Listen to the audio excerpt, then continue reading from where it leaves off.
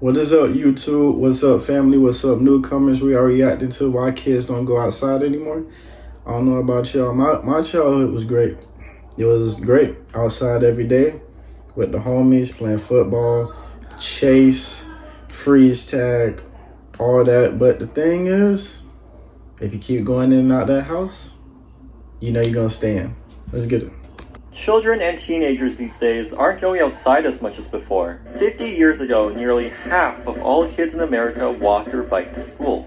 Today, it's less than 13%. This is largely due to the lack of independence children have. Parents are more worried than ever about letting their kids go out on their own, because look at all these kidnappers outside. Yep. Look at them. However, stranger kidnappings are astonishingly rare, and these cases are always sensationalized in the media. The real threat to the safety of children are cars. Vehicle collisions are the #1 cause of death among children and teenagers, killing thousands and injuring tens of thousands every year. When you look at how our cities are designed, none of this is surprising. Modern suburbs, and especially American suburbs, are car dependent. Neighborhoods are endless mazes of single-family homes with streets laid out in winding cul-de-sacs. Businesses sit behind giant parking lots with wide multi-lane roads full of high-speed car traffic. This forces you to cross these big intersections designed for the flow of vehicles rather than the safety of people. This creates a vicious cycle where the dangerous streets make parents drive their kids more, but by doing so, they're adding more cars to the problem.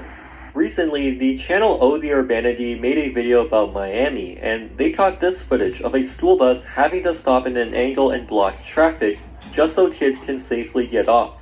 Because drivers literally would not stop. So when everything's too far away and crossing the street... But how though? Don't the bus got the stop red on the side of it?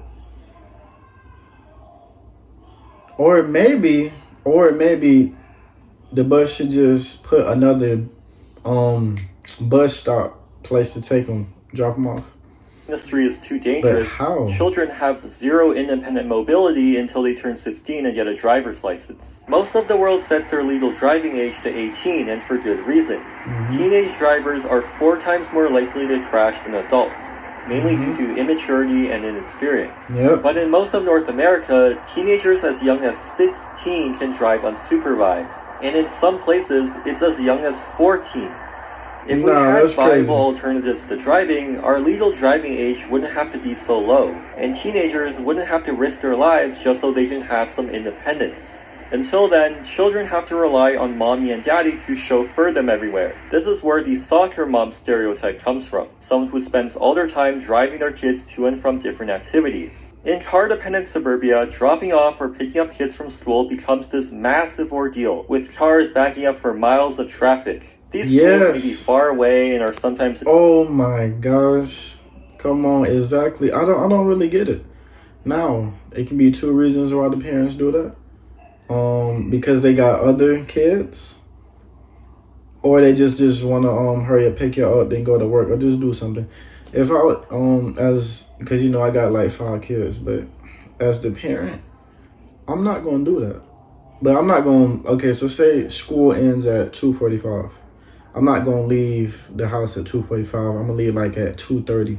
Because anyway, as the big brother I am, the cars already be there before me. So rural locations, but this is primarily due to sprawling car-centric design. Due to the low density of the suburbs, schools have to consolidate into fewer but larger facilities that are farther away, rather than having more smaller schools that are closer. Regardless, schools being in rural places does not justify the lack of infrastructure. This beautiful video by Bicycle Dutch shows how majority of all children in the Netherlands bike themselves to school, even if it's miles away in a rural area. They can do this because they've built safe cycling infrastructure throughout all their cities and the entire country.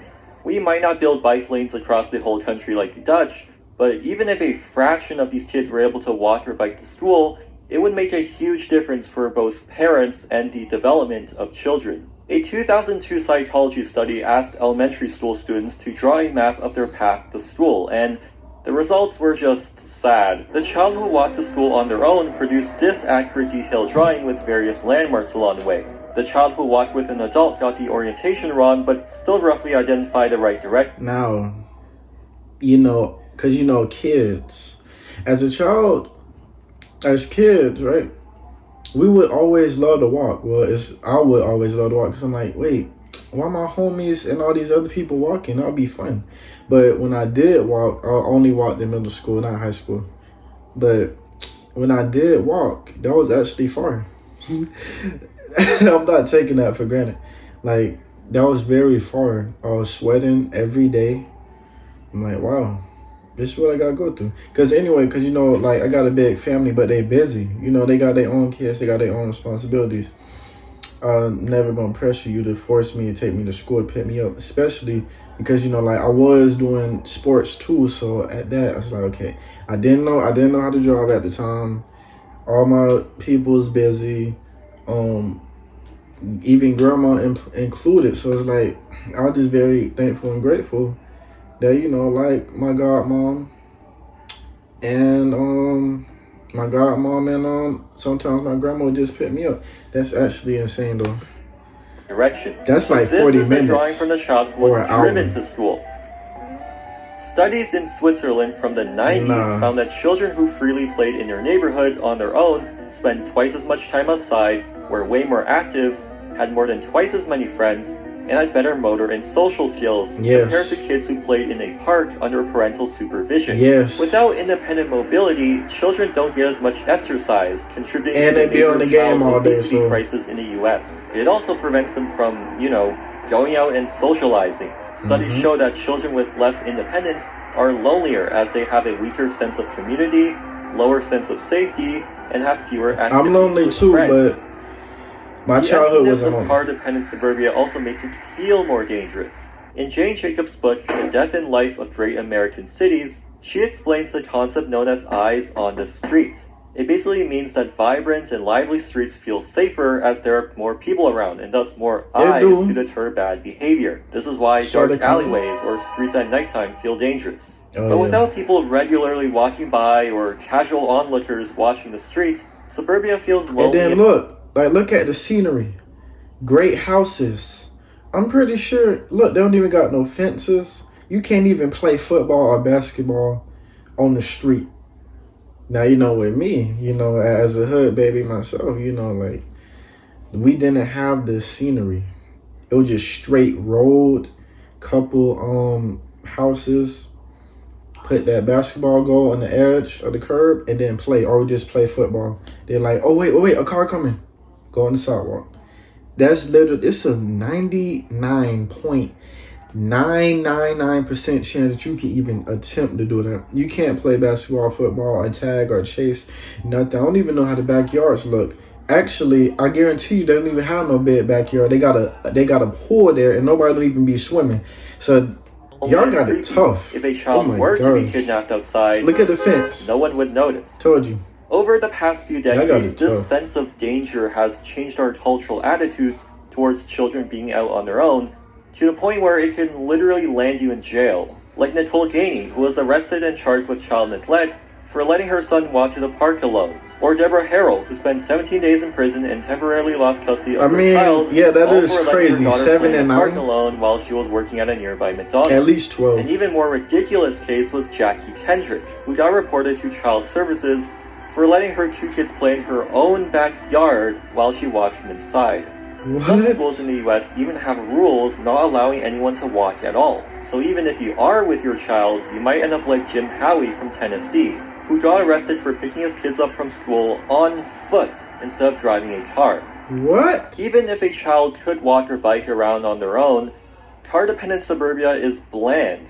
There's almost nothing to do and nowhere to go apart from a park What? or the shopping mall. Additionally, our public You can't spaces walk are your actively kids? designed specifically to keep kids away. An example of this are those metal studs that are placed on benches or railings to prevent skateboarding. Many malls, amusement parks, and even Chick-fil-A are flat out banning teenagers from entering without parental supervision. When the streets are too dangerous and there aren't any places to hang out in, is it a surprise that kids these days want to stay at home all day, playing video games and watching Skibbity Toilet? Yeah. Social media apps like TikTok basically serve as online public spaces where people can share their voices in an open environment. However, this is just as problematic as Elon Musk saying that Twitter will be the digital town square. With the recent motions to ban TikTok in the US, there's a critical lack of true public spaces that are accessible to young.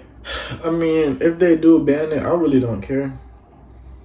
Cause you gotta realize that TikTok been out for like 2018. It just didn't get popularized to 2020 because we was all in the house all day in COVID. But hey, I don't know what y'all gonna do when they ban it. Y'all better get on IG or YouTube or something. Cause I mean y'all I mean really, what's that called? Attention span is already bad. It's like a squirrel or like a chihuahua.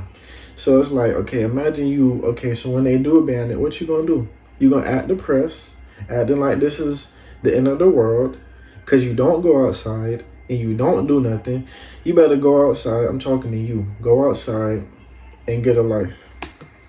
The young people. Move on. Car dependency in North America is not an inevitable thing. Suburbia doesn't have to be built this way.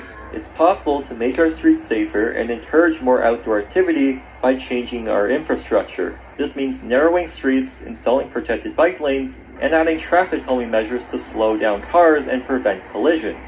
We also need to change our zoning laws to allow higher density houses and small businesses to be built in the suburbs so that people can live closer to amenities. These changes don't only benefit children. When a city is safe and comfortable enough for kids, then it's safe and comfortable for everyone. If you wouldn't let your child ride in this bike lane by themselves, then no one will, because it's not designed properly, period. This is why in the few remaining walkable neighborhoods that do exist in North America, you will see lots of children walking to and from school all by themselves. This is also very common in East Asian cities, which they've achieved by having good public transit and dense urban development that creates eyes on the street. Not to mention the amount of pedestrian space you find, which provide attractive public spaces for teenagers to hang out. All of these things are completely possible to build in North America. That's kind of safe right there. We just don't.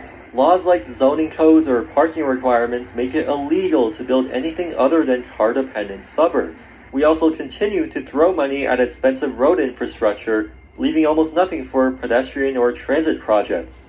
Car culture is so prevalent that many people simply believe that anything other than cars are inherently worse. Because, when you spend ludicrous amounts of money subsidizing highways in suburbs, of course driving is going to be the only option. So even when bike lanes or public transit projects are proposed, we get tons of excuses from NIMBYs about all the traffic it will cause, or where am I going to park my car? These people really like to blame the problems that cars create on other modes of transportation. Is your city running out of money and on the verge of bankruptcy? Clearly it's because of all those bike lanes. Don't look at all those billions of dollars that we're about to spend on the highway. That's not it.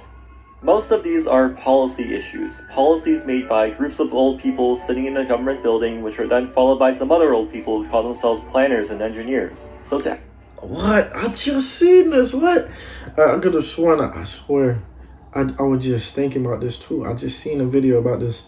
It's like, because look, they already old anyway. Like, all the laws that y'all making, y'all not even going to be able to live through these laws that y'all making. You know? It's crazy. So to actually make changes and improve our cities, we need more civic engagement. Currently, most people who vote and attend city council meetings are at least 50 years old. The direction our cities are going in is being determined by a bunch of boomers.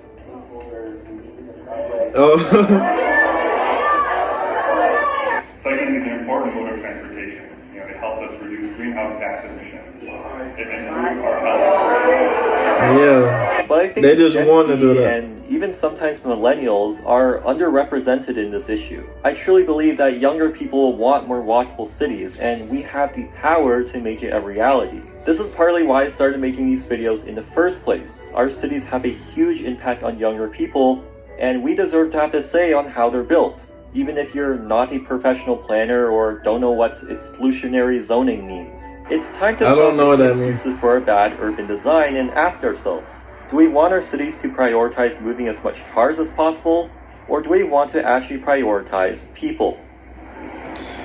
I mean, I really don't know. I really don't know. I don't go outside, so. But yeah, like I say, I really feel bad for y'all. Like, y'all can't do nothing. Y'all just in the house all day. Y'all can't go out. And the only sports that y'all can possibly do, y'all can't play outside of your house. Y'all can only do the school sports or whatever. But that's crazy. I'm just happy that, hey, I lived a good, very good childhood. Not everybody can say that. I'm not really trying to brag. It's just, okay, that's just the memories. Because, you know, now, you know, I'm just making these videos. So, yeah, make sure y'all like, comment, subscribe, and just enjoy life. That's all that I can really say. I really don't know what else to say. Just like, comment, subscribe. That's it.